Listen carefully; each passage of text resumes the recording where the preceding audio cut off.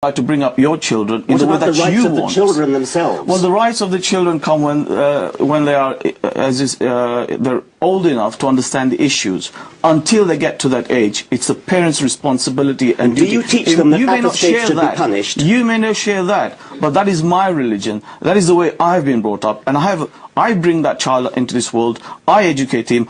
I give him everything. It's my right to make sure that I bring him, and I take issue with that. You think that it's wicked? Well, that's your point of view. I know that's going to make him a better human being. And what's missing is when you talk about faith, you don't look at what faith teaches. First and foremost, what faith teaches is that, listen, you're a human being, so respect your fellow human beings. And I think that's an important point that you don't want to discuss. What is the penalty for apostasy? And that is the thing that you fail to discuss, and that's why you've got those prejudicial views about faith. What is the penalty for apostasy? What do you teach the children will happen to them if they give up the Muslim faith? Well, let's bring the debate back into Britain. What is the penalty for apostasy? I'll tell you what we will do, because we could go down this road a very long way, and it's obviously very important. Maryam Namazi was born in Iran before her family left in the wake of the Islamic revolution. You are part of the British Council of Ex-Muslims.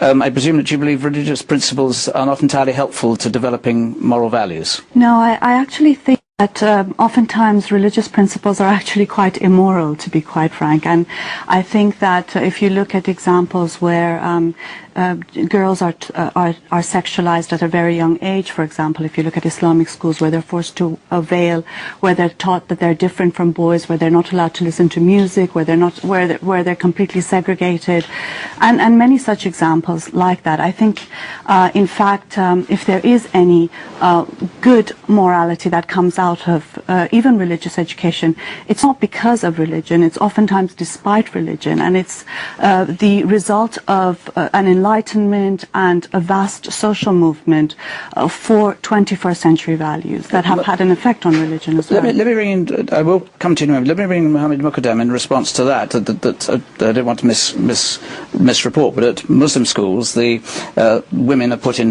girls are put into a position where they are diminished as human beings. Well, it's often the case where people are ignorant of what goes on in faith schools and Muslim schools. The fact is, our schools are run along legal lines. They treat both sexes equally, provide them with the best opportunities. So it's often a case of people who have prejudices and ignorance. Maryam? I mean, I think it's typical of Islamic schools and the political Islamic movement to label any criticism a sort of prejudice and thereby racism, thereby trying to make people silent on criticizing it. I think the issues are very clear. I mean, the head of the Islamia school, for example, was quoted in an interview saying that you're born a Muslim, you're always Muslim, you can't leave. And that's things that have been told to me untold times for having renounced religion and Islam. There is threats, there is intimidations. Just yesterday, a 16-year-old girl was killed by her father for refusing to wear the veil. I think Islamic schools very much do suppress and restrict girls. Richard Dawkins, from your perspective, presumably you wouldn't be entirely opposed at all to the idea. I would be thoroughly in favour of education in the Bible as literature. You can't understand English literature without the Bible. You can't take your allusions. And that's an aspect of what the bishop was saying. Is absolutely right. This is a Christian country. Historically, it's a Christian country. You can't understand English history or English literature without a knowledge of the Bible. And by the way, I think I should say that the act of collective worship, I don't approve of it, but nevertheless, the Christian religion, especially I think the Anglican religion, is benign by comparison. If a child at the end of its school career wants to give up religion, the church will quite happily say, okay, go your own way. The penalty for apostasy in the Christian religion is not death. There is no penalty for apostasy at all in the Christian religion. The Christian religion is comparatively benign, and we should respect it as such. Richard Dawkins, does a God-shaped perspective or set of values do any harm to the way in which children should be taught at schools right now? Thou shalt have no other God before me, thou shalt make no graven image, thou shalt keep the Sabbath holy. What on earth's that got to do with anything to do with morals? That's the 10 Commandments, or at least 3 of them.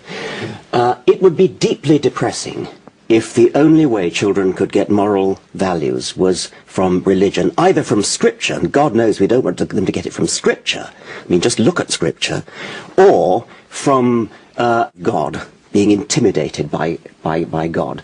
Anybody who is good for only those two reasons is not really being good at all. Why not teach children things like the golden rule, do as you would be done by? How would you like it if other children did that to you? So why do you do it to them? So God is not only irrelevant, God is damaging. I didn't say God was damaging, but I think it's depressing that anybody should suggest that you actually need God in order to be moral. I would hope that our morals come from a better source than that, and that therefore they are genuinely moral rather than based on outmoded scripture or based on fear. Professor Dawkins said, if a child is born into a family given a certain religion, when that child growing up basically knows more about their religion, and as they grow up they learn about other religions and choose, and